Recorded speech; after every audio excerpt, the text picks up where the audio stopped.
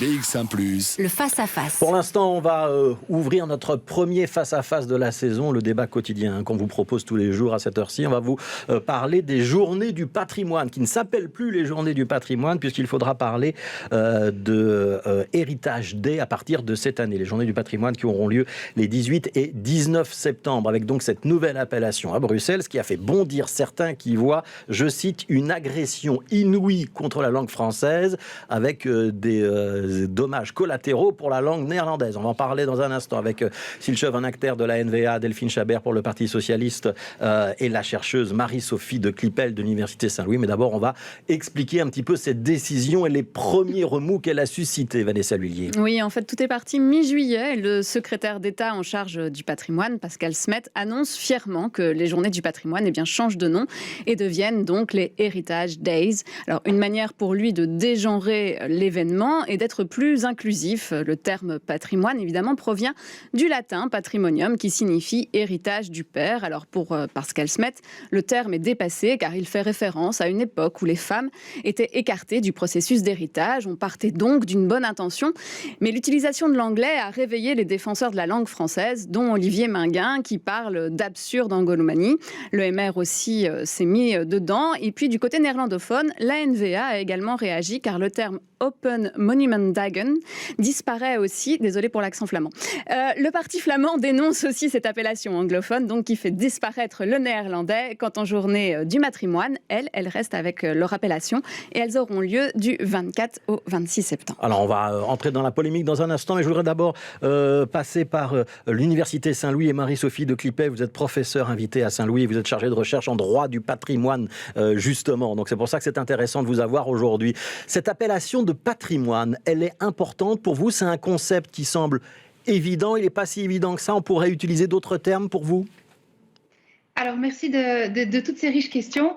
Alors, le terme patrimoine, lui, existe en réalité depuis quand même un certain temps dans les textes juridiques. Je suis juriste, donc je le vois surtout sous l'angle juridique. Il existe dans les textes juridiques belges, dans toutes les régions et les communautés. Il existe au niveau européen, international.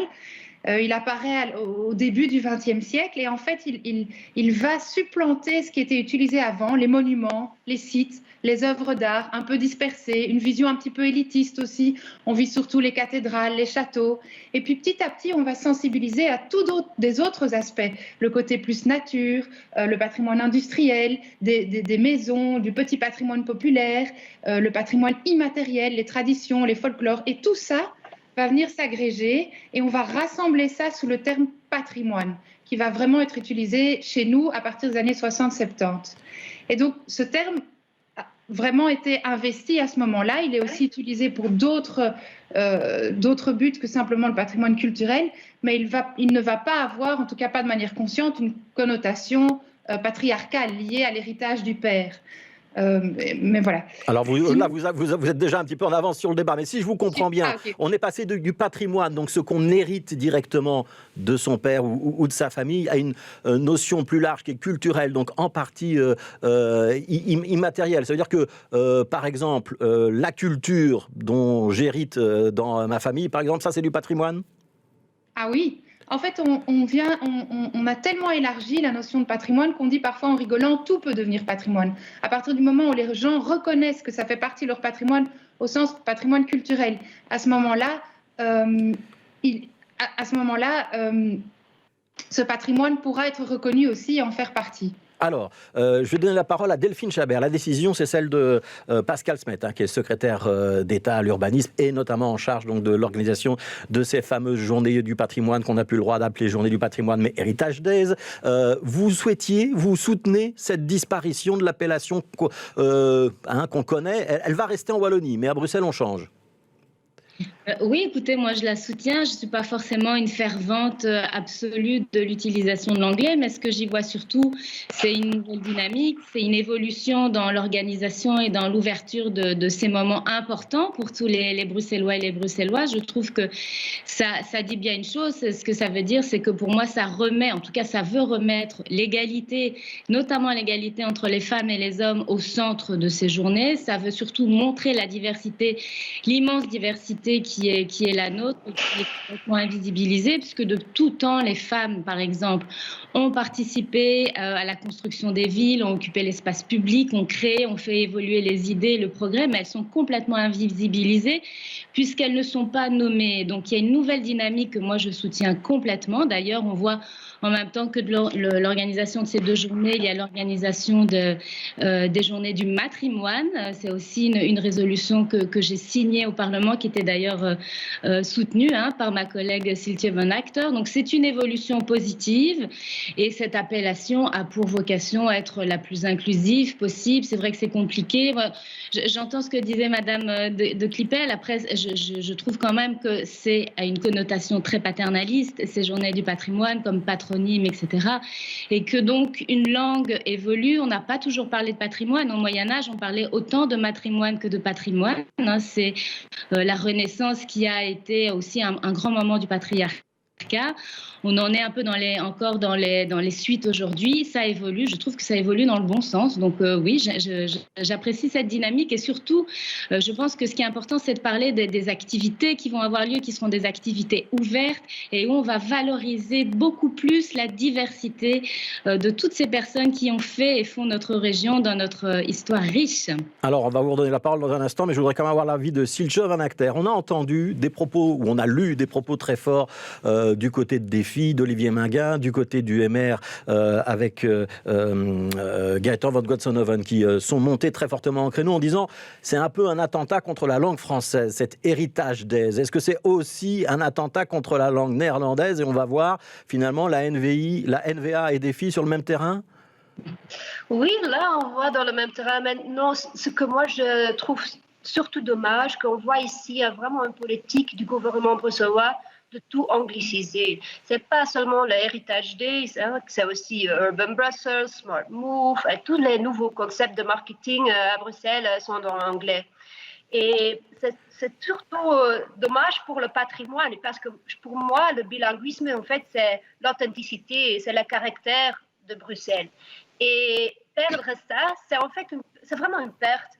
Et c'est pour ça que je suis contre ce Heritage Days, parce que en fait, le bilinguisme, c'est notre passé, c'est notre richesse, c'est notre patrimoine. Et pour moi, c'est aussi notre futur. Et il faut pas nier ceci. Il faut en fait... Siltje Van Acter, dans une campagne électorale et dans un ouvrage qu'il avait écrit, Pascal Smet disait que l'anglais avait vocation à devenir une langue officielle à Bruxelles. Est-ce que vous avez le sentiment qu'il est en train d'avancer masqué avec ce genre d'opération de dénomination? Je ne sais pas, mais évidemment, l'anglais a une place dans notre ville. Il ne faut pas nier ça. Il y a beaucoup de touristes, il y a des Bruxellois qui ne connaissent pas encore le néerlandais ou le français. Là, je comprends que l'anglais a une place. Mais il faut aussi avoir des limites. Il faut garder votre authenticité et vraiment aussi pas... il y a des limites à l'anglais aussi, je trouve, à Bruxelles, et c'est ça, on ne doit pas venir une capitale comme partout. C'est ça, en fait, que je veux dire. Et c'est juste, avec l'héritage, notre patrimoine, tu vois, l'unicité qui est important, et celle-là est encore plus pire, encore plus une perte. Alors, il y a 2 points dans le débat. Il y a l'égalité de genre pointée par Delphine Chabert, il y a la défense du néerlandais et du français pointée par Siltje Van Acter. Ça va être 2 tiroirs dans ce débat. Je voudrais quand même entendre Siltje Van Acter sur l'idée que patrimoine, ça niait l'apport des femmes. Est-ce que c'est le sentiment que vous avez ou pas du tout? Mais on a aussi, tout le Parlement a supporté la résolution, c'était à l'unanimité pour aussi donner la femme la place avec des journées du matrimoine. Même en néerlandais, on a fait un amendement parce qu'en néerlandais, ça ne joue pas. Le matrimoniumdagen, ça va être organisé aussi maintenant, matrimoniumdagen, mais on ne connaît pas ce concept parce qu'on n'utilise pas patrimonium, on utilise erfgoed op een monumentendag. Mais ce n'est pas grave. Je trouve que c'est important de donner la femme aussi la visibilité, d'organiser des journées. Je vois en Wallonie, ils ont fait un thème femmes et patrimoine. C'est aussi une solution.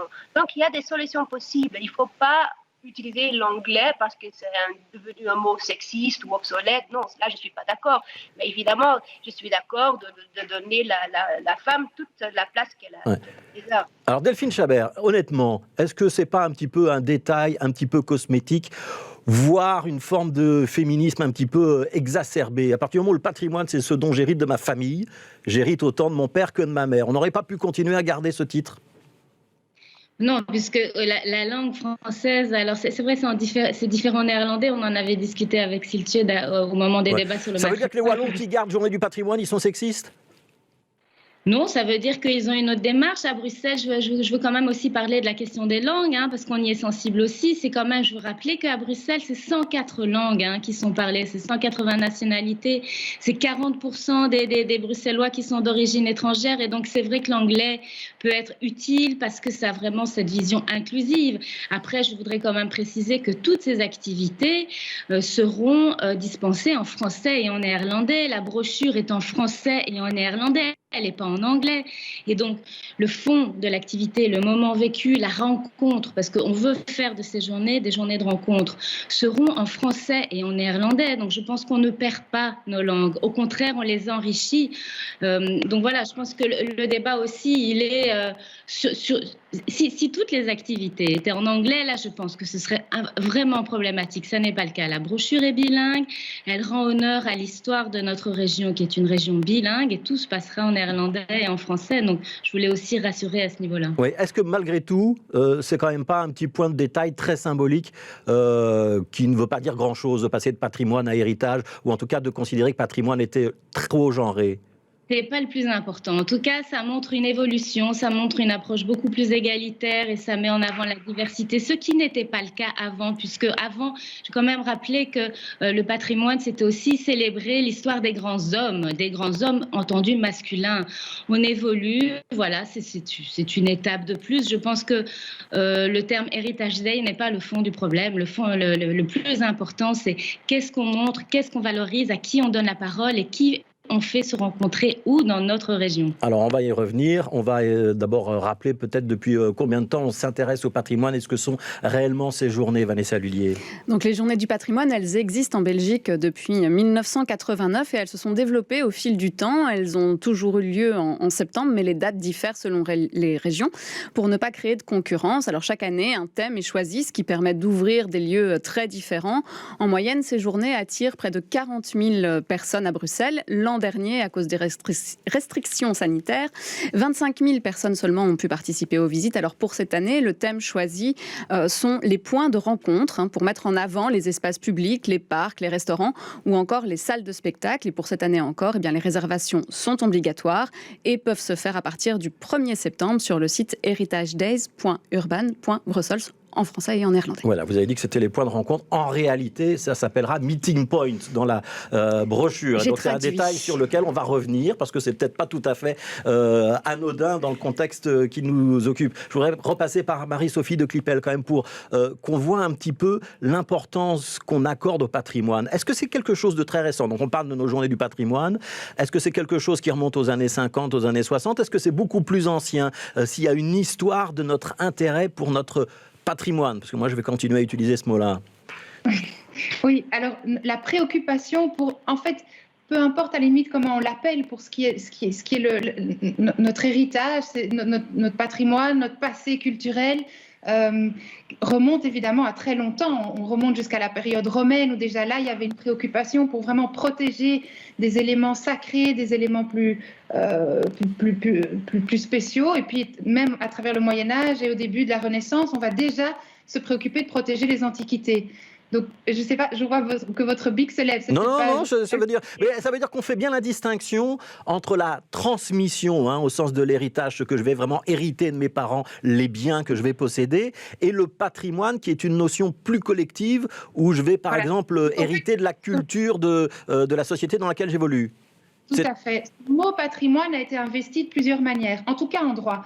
Nous, on l'entend dans notre code civil, et le nouveau code civil qui va entrer en vigueur après-demain reprend le même concept de patrimoine, qui d'ailleurs en néerlandais a encore une autre traduction, vermogen, donc on ne parle pas de erfgoed comme on parle de patrimoine culturel. Donc ça montre à chaque fois aussi la richesse des langues. Nous, ici, il y a une conception en français, en droit, qui dit le patrimoine individuel. C'est tous mes biens présents et à venir que je vais transmettre à mon décès. Et puis, on a réinvesti ce mot à partir, donc, au niveau international et au niveau belge, début XXe siècle, mi-XXe siècle, pour en donner toute une dimension collective. On parle d'ailleurs aussi du patrimoine commun. On dit que le territoire régional wallon, d'ailleurs, est le patrimoine commun des habitants. On parle du patrimoine culturel, on parle du patrimoine génétique. Et donc, on a commencé à investir ça de manière beaucoup plus collective en disant, voilà, ça nous appartient à tous et on est responsable de le protéger et de le transmettre aux générations futures. Donc, c'est comme ça qu'on a utilisé ce mot patrimoine à ce moment-là. Mais voilà, en anglais, on parle effectivement de la même manière de heritage, qui pourrait se traduire beaucoup plus facilement par héritage chez nous. Dans d'autres langues, en italien, en espagnol, ils parlent aussi plus de patrimonio, mais en néerlandais, on parle erfgoed, qui veut bien dire bien hérité. Donc vous voyez, il y a des différences dans les langues qui traduisent parfois quelques distinctions, mais qui pourraient aussi se rapprocher, évidemment. Alors, Delphine Chabert, vous m'avez dit tout à l'heure, patrimoine, c'est genré. Et donc, c'est mieux d'utiliser héritage.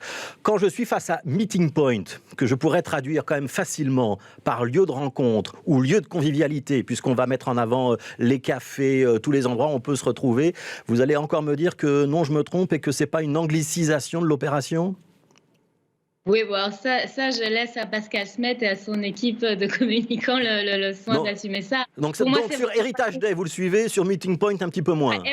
Heritage Days, oui, je trouve que c'est intéressant parce que ça met la notion d'héritage, que ça dégenre, et je pense qu'on doit dégenrer la langue parce qu'on a une langue française très sexiste et que c'est toute une évolution, c'est une marge de plus. Donc la notion d'héritage, je la trouve intéressante. Sur Meeting Points, permettez-moi d'être plus réservée, mais cela dit, ça me semble pas très... Enfin, ça ne me choque pas non plus, voilà. Mais c'est vrai qu'on aurait pu mettre point de rencontre. Hein. Ouais. C'est le cheval acteur. Ouais, c'est le cheval acteur. Sur le fond, est-ce que c'est une bonne idée par contre, et est-ce que ça, c'est pas le patrimoine bruxellois de mettre en avant notre culture, des cafés, des restaurants, des cercles littéraires, des lieux de rencontre, des marchés ? Oui, non, mais ça, je suis d'accord. J'adore les journées du patrimoine ou matrimoine. Ça, je suis un grand fan et je trouve que c'est une bonne idée de faire sur les lieux de rencontre. On a tout manqué ça les derniers temps, donc là, il n'y a pas de problème. Mais moi, je préfère le trait d'union, le français, le néerlandais, les deux, et comme ça, c'est très riche. Et donc, le meeting point, moi, je ne suis pas pour. Ouais, parfois c'est un petit peu lourd quand même, l'affiche en français, en néerlandais et les sites internet, etc. Non ? Et ça a une complexité, mais Bruxelles n'est pas... C'est une ville complexe aussi, et donc il n'y a pas de problème sur ça. Et je comprends que c'est une complexité, mais quand même, c'est aussi quelque chose de spécial, donc il faut vraiment faire attention de ne pas perdre ceci. Merci à toutes les trois. Donc, Silche Van Acter, qui est chef de groupe pour la NVA au Parlement bruxellois, Delphine Chabert, qui est députée bruxelloise pour le Parti socialiste, et Marie-Sophie de Clipel, professeure invitée à l'Université Saint-Louis, qui fait des recherches, qui mène des recherches en droit du patrimoine culturel. Ce sont donc les Heritage Days qui auront lieu du 18 au 19 septembre. Il y a un site internet qui s'appelle heritagedays.urban.brussels pour avoir tous les détails. Merci à toutes les trois. Il y avait trois femmes pour parler du côté sexiste du mot patrimoine, je le signale.